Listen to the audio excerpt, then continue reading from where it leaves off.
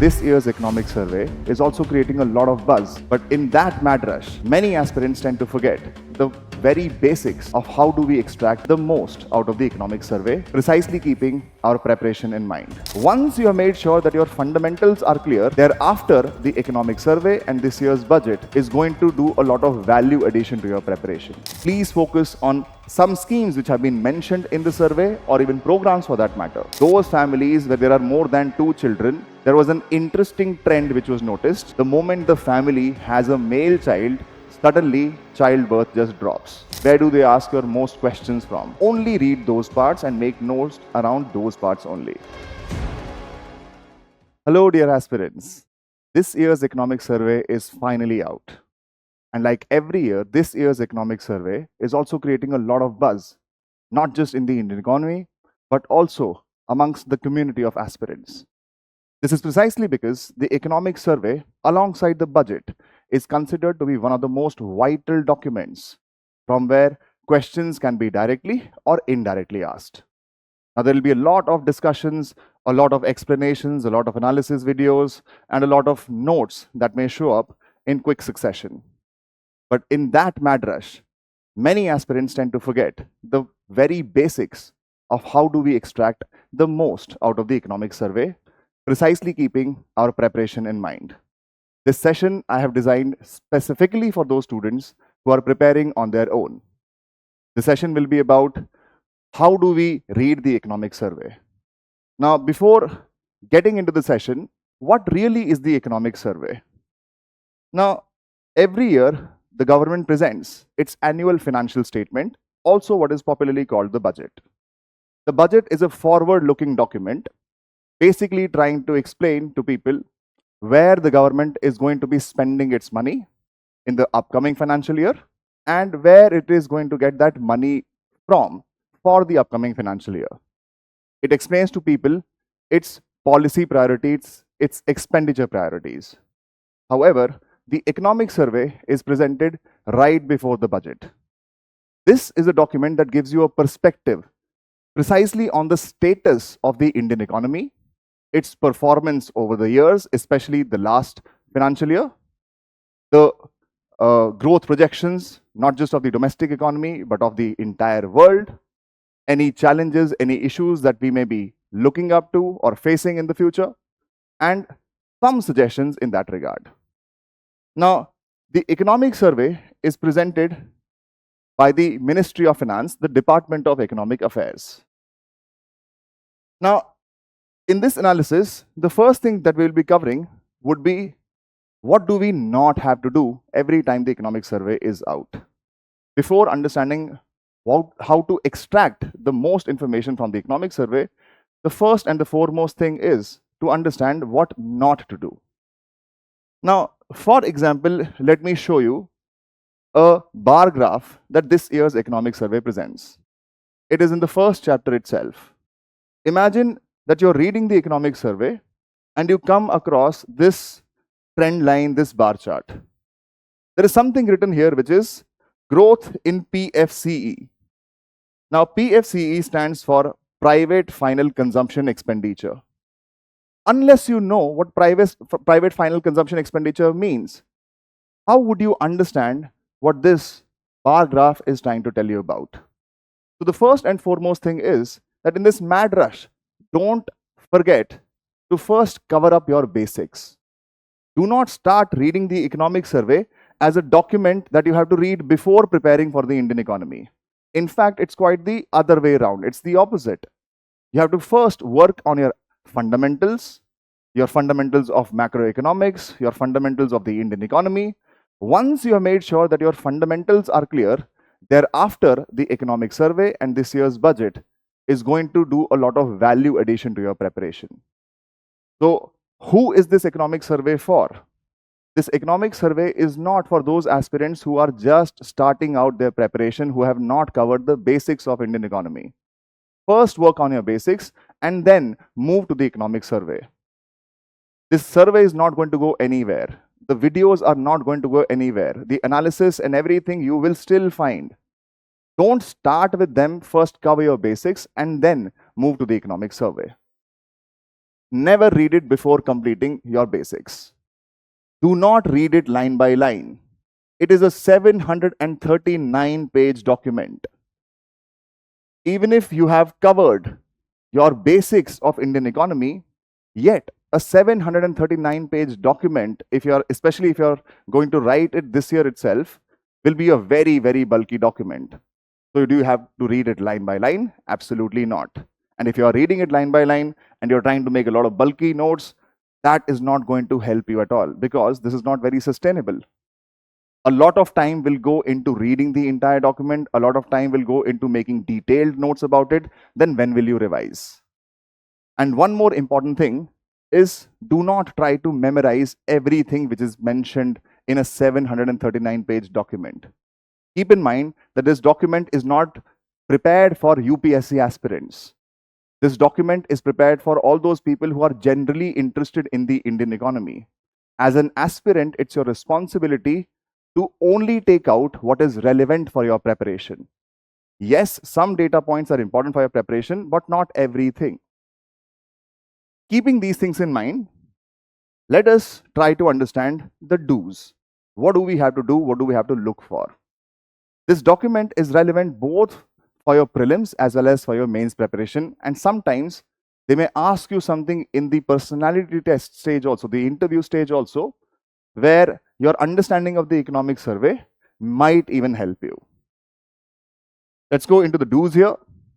First thing is, specifically from a prelims perspective, from a mains perspective, and from the interview perspective, what is this relevant? Now, if you have seen the previous year's prelims questions, you would see that there is a lot of questions that they ask you not around data, but around trends. So we have to understand what about the economic survey, what portions of the economic survey do we have to read. If you are thinking from a prelims perspective, trends become very, very important. If you're thinking from a mains perspective, understanding of issues, challenges, and any suggestions that have been given is very important. And an overall understanding of the Indian economy, of course, is going to help you in your personality test stage. For your prelims preparation, what is it that you have to look for? Look for trend lines, look for graphs, look for tables.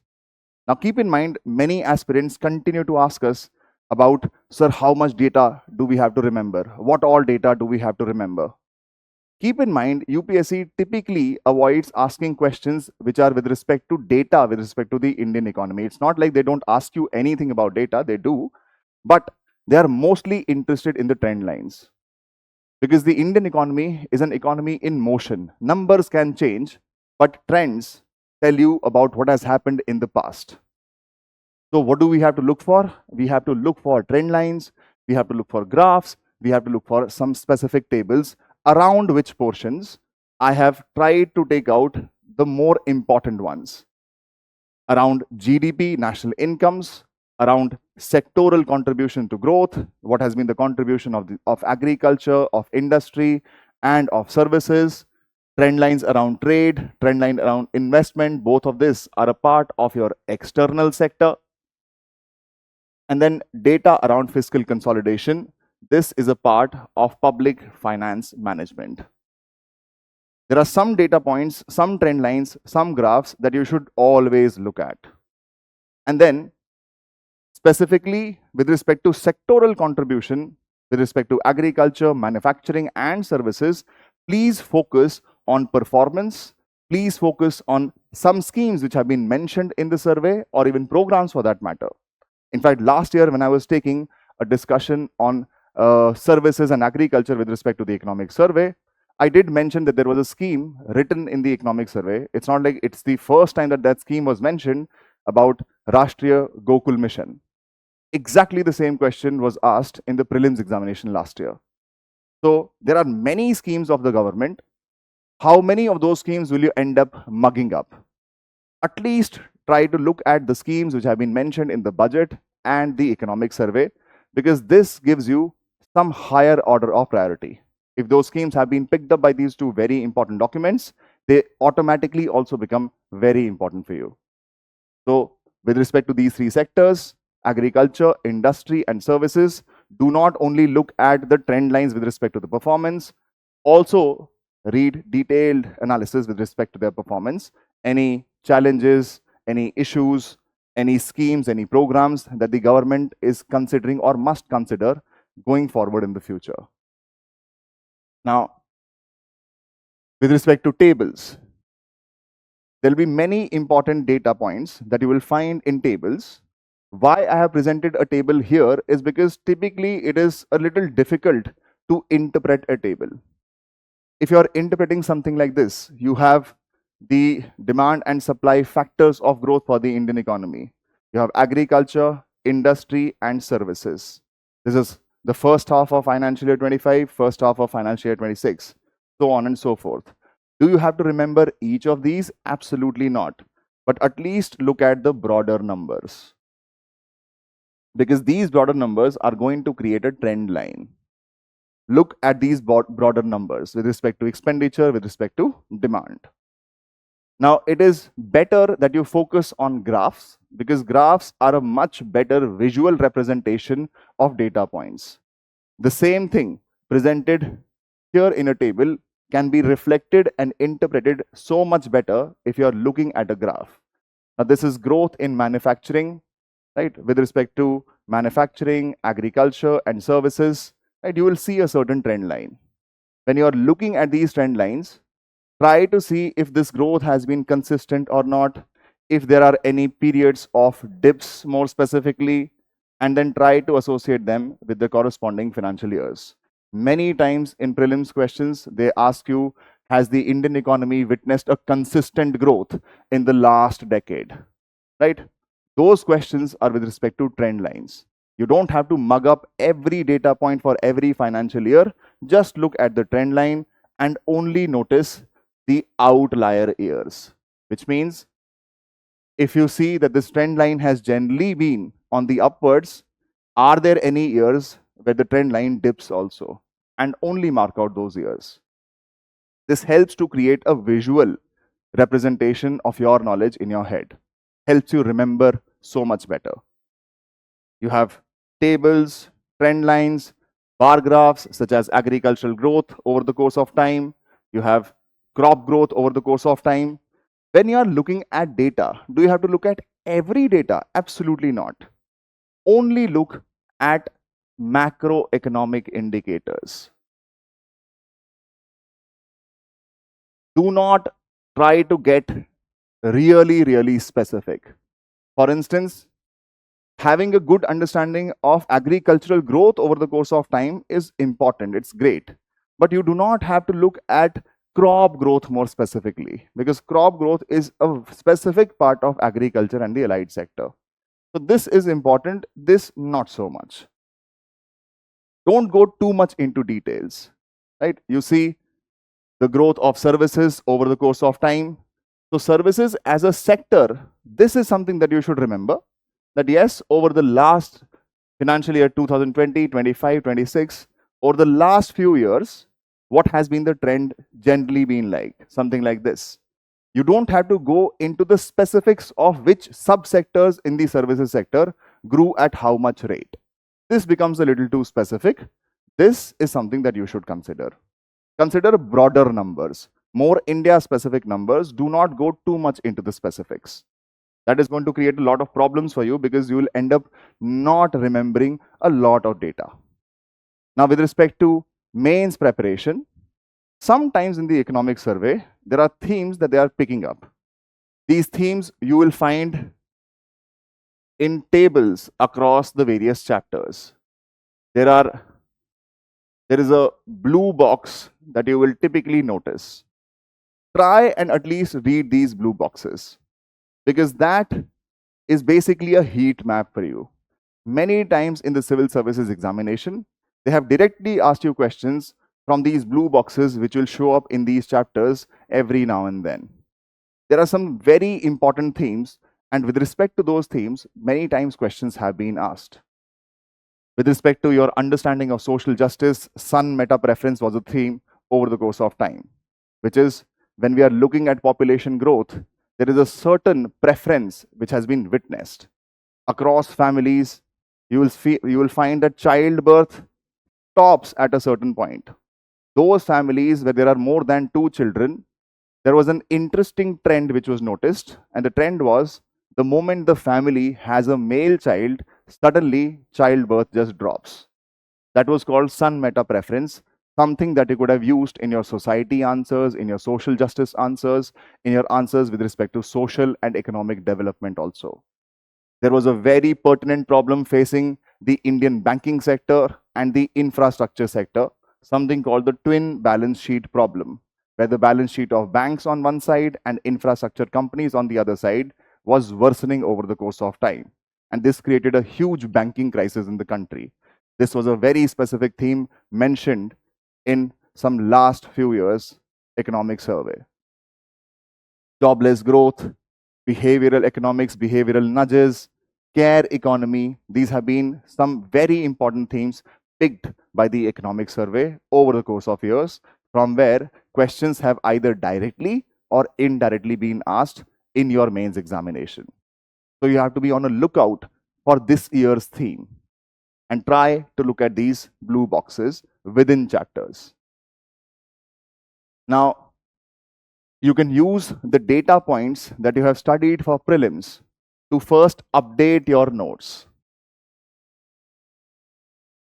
Update your notes because in your notes, maybe the data which your teachers or you yourself have picked up was, let's say, old data.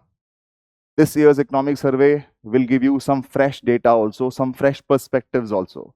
So update your notes. Try to not remember too many numbers. Numbers you can sort of skip, sort of avoid.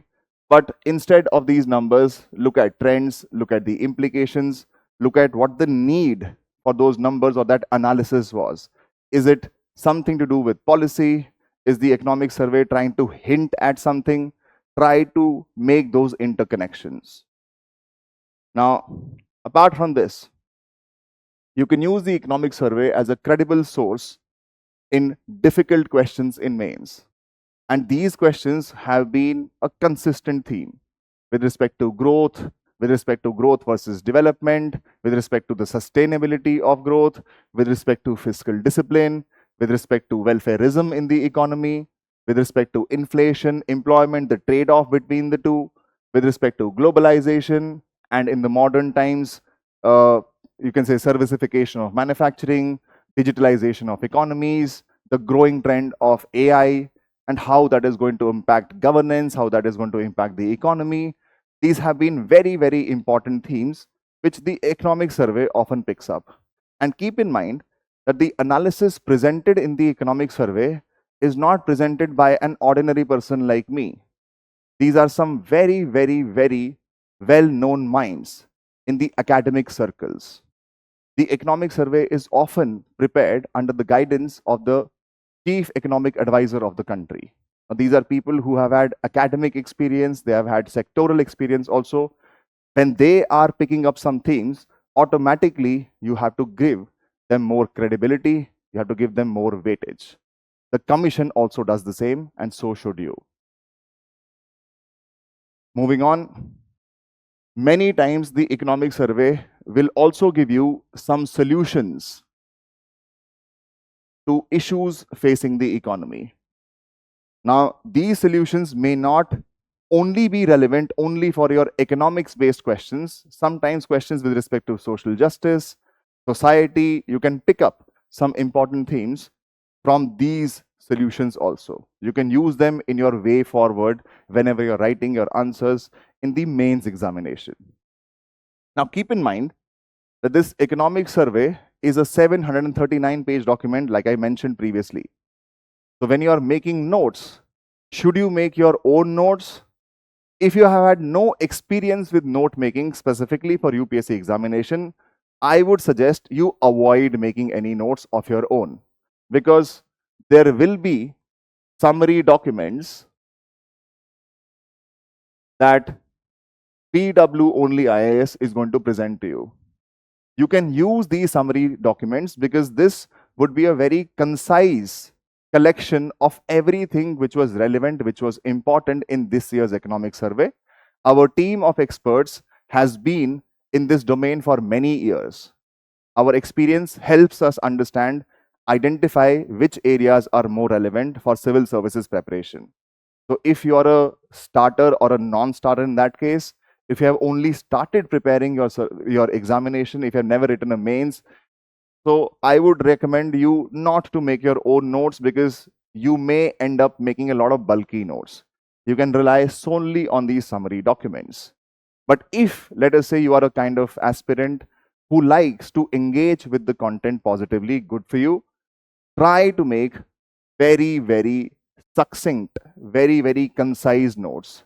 Try to fit every chapter in one or a couple of pages, not more than that. Focus on the keywords, focus on concepts, focus only on those areas which has a direct linkage with your general studies syllabus. Now, general studies syllabus for prelims is not very specific. So what you have to do here is that you have to look at previous year's questions and see which areas are the more favorite areas of UPSC. Where do they ask your most questions from? Only read those parts and make notes around those parts only, right? In your main syllabus, the syllabus is very detailed. The syllabus is very well explained also, right? Across many institutes for that matter. Plus, you have an entire repertoire of the questions that they have asked over the course of time. So in mains, it's not going to be very difficult for you to understand which areas that you have to focus on. Don't read up the entire thing. It's a very, very bulky document, right? If you want to make your own notes, be very specific, be very targeted. All right. Now, with that said, this session is over. Please keep in mind that you are in no hurry.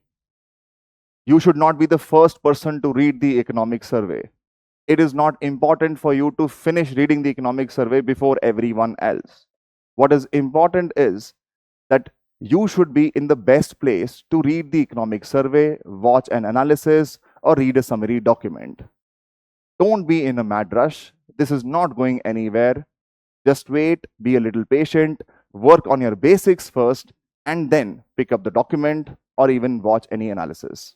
With that said, this is Ranjan Kaul signing off from this video. I hope you found this helpful. Please give me a like. Thank you.